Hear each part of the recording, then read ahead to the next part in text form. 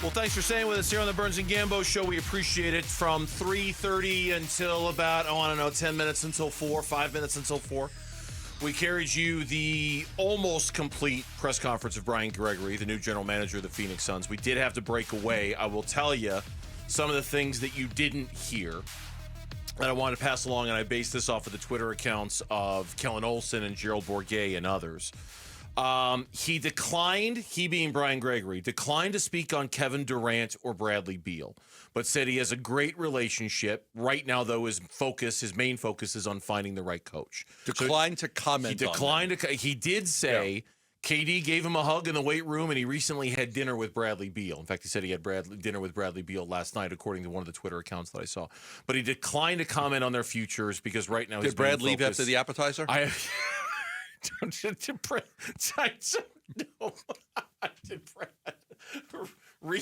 reaching for the green beans? Did he hurt himself somehow? I don't know.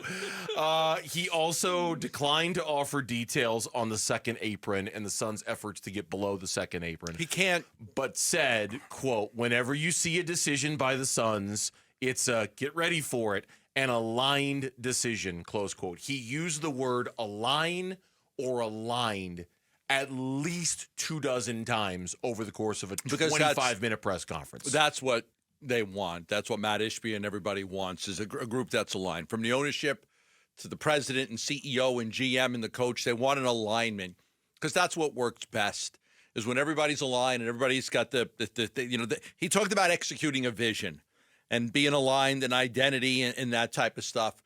And that's what they want to do. Like they do want to establish an identity of what type of team they're going to build. And they want everybody to be on the same page with that. Yeah. No, he can't comment on, he can't say, look, we're trading Kevin Durant because, look, they're trying to make sure that they get the best offer they can for Kevin Durant. And can't say we really want to get rid of Bradley Beal because, again, I mean, you need to work with Bradley Beal if it's a buyout because he's got to take less money in a buyout. And you still are open to maybe trading him and seeing if there's a possibility, because that's a preferred method, is to trade him, although it seems very hard to do. So I'm not surprised that he declined to comment. The next, he can't really say anything. I started a couple of the comments here, and our crack team, the kids on the other side of the glass, are working on cutting some of it up right now. I've got some of the sound. We'll have much more over the course of the day. What stood out to you? I've got a couple comments here that I've put some stars next to. What stood out to you in terms of what was said? Timetable on the coach. No timetable. Critical that we get it right. Got to have a communicator, shared vision, somebody with the IQ. I believe that the head coaching hire is the most important thing that he's going to do. So just no timetable, big process, new NBA. They want a tough physical team. Coach will hold everybody accountable, that type. So that stood out to me as probably the most important thing. Obviously, my main focus right now is hiring the next head coach of the Phoenix Suns and hiring a great one. We are doing an extensive process in that right now. I'm not going to give a timetable because I want to make sure that we get this right. This is very, very critical for us moving forward. Finding that head coach that is aligned. Finding that head coach that has the attributes that are important to us. That's the cut I believe you're referring to. Mm-hmm. You got anything else for me? Because I got a couple here. The partnership with Josh Bartlestein? There was that. That was interesting. Yeah. He said, I'm the general manager of this team. I am responsible for the daily decisions. Josh is the CEO. It's an unbelievable partnership. He will be involved in every single aspect of basketball operations. I was surprised that he put that much weight into Josh's role in baskgoing ops. Yeah, said Josh has, a lot of experience, a high character guy, and they'll all work together. I believe that Brian Gregory he's going to report directly to Matt Ishbia. Oh, he said as much. He is going to be the sole voice. He's the one you're hearing. You're not hearing anybody else. Talk about James Jones as an advisor and how he can lean on him a little bit like that. But in the end, I think he's saying a lot of right things. It's his show. He's going to run the show. You have input here and there, and you'll use it from Josh and James and whoever else. Tell him. But in the end, he's going to be the one that's running the show. Yeah, I was surprised. Maybe it's just words at a press conference. I was surprised at how much weight he put into Josh's role in this. He will be involved in every single aspect of basketball ops. And I understand his role as CEO. That kind of comes with that. The thing that stood out to me was For a team that doesn't have a lot of draft capital and quite frankly has not valued draft capital the last few years, okay? It was interesting to hear him say the draft is critical in building your roster.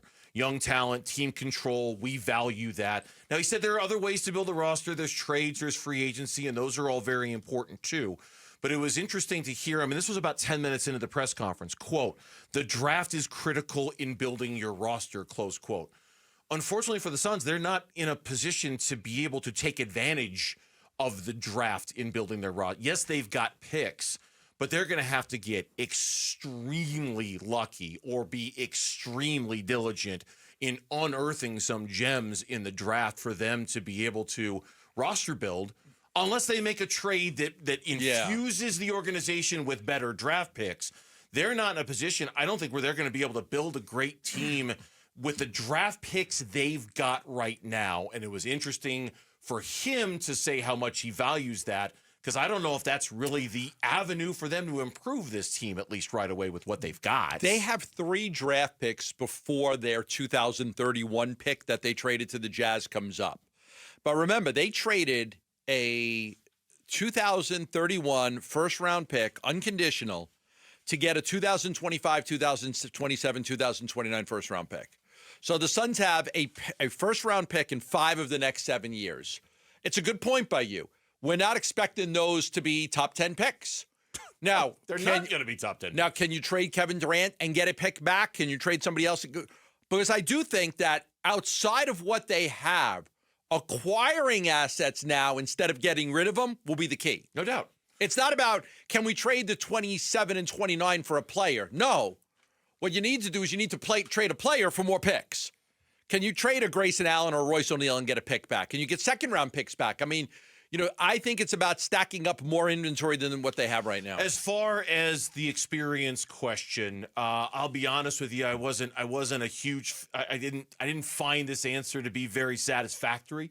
This is Brian Gregory on what experience he's got that will help him in this new position. 30 years of basketball experience, 30 plus years of basketball experience. The last 2 being here in Phoenix.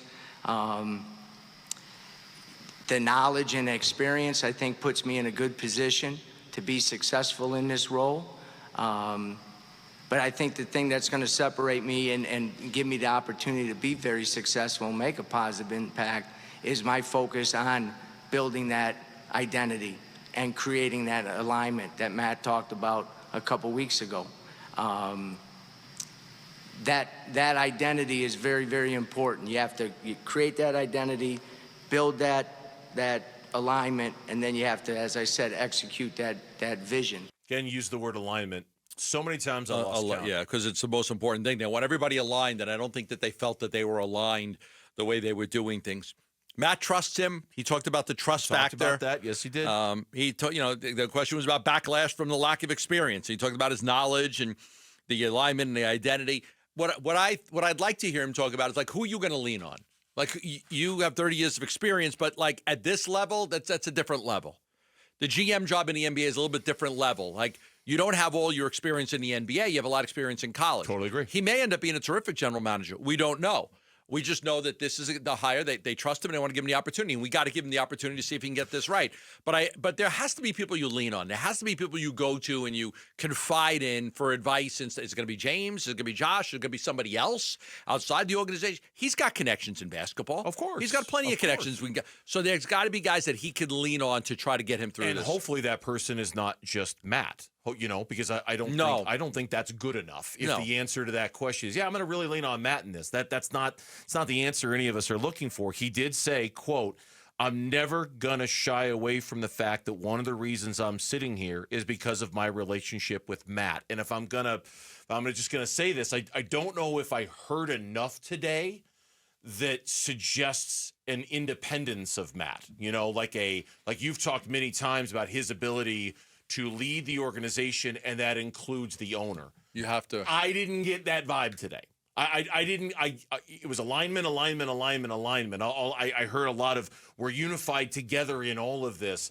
I didn't get the sense of my vision implemented my way, and I'm going to manage this. It was very much a group think kind of effort. And given his relationship with Matt, that just kind of makes me uncomfortable. He did say the owner's involved, but he said the owner empowered me. Yes, he did say that. He has empowered me to do this job. I am going to do this job. He's empowered me to be the general manager, make the decisions that I want. So I do think that's a little caveat to where he kind of said, Agreed. I've been empowered to be able to do this. I guess just for the one time he said that compared to the 25 times he said alignment, right? It just felt like it was really much more. But you're right. To be fair to him, right. He did say but that. the best organizations, and I think the Diamondbacks are very well run. I think Ken Kendrick, Derek Hall, Mike Hazen, Torey Lovello are all aligned. I think they're tremendously aligned. I think that's why you're seeing so much success with the Diamondbacks over the last few years is because of how aligned they are. But I also think when it comes to baseball decisions, we know that it's Mike's show. Mike. It's Mike's show. It's Mike. There. It's Mike's show. You know, and I hope that's what this needs to be too. And I'm still not convinced that's what this is gonna be. Right. And I think the Cardinals, too. I think the Cardinals are more in line now. Oh, my God. With Monty Ossenfort and Jonathan Gannon. That's Monty's show. Yeah. Yeah. Oh, very aligned between the coach and the GM. That's what it needs to be. And it needs to be that. Wasn't getting that vibe off it today. Thanks for watching Burns and Gambo. Click to see more from the guys and hit the button in the middle to subscribe so you never miss a video from Arizona sports.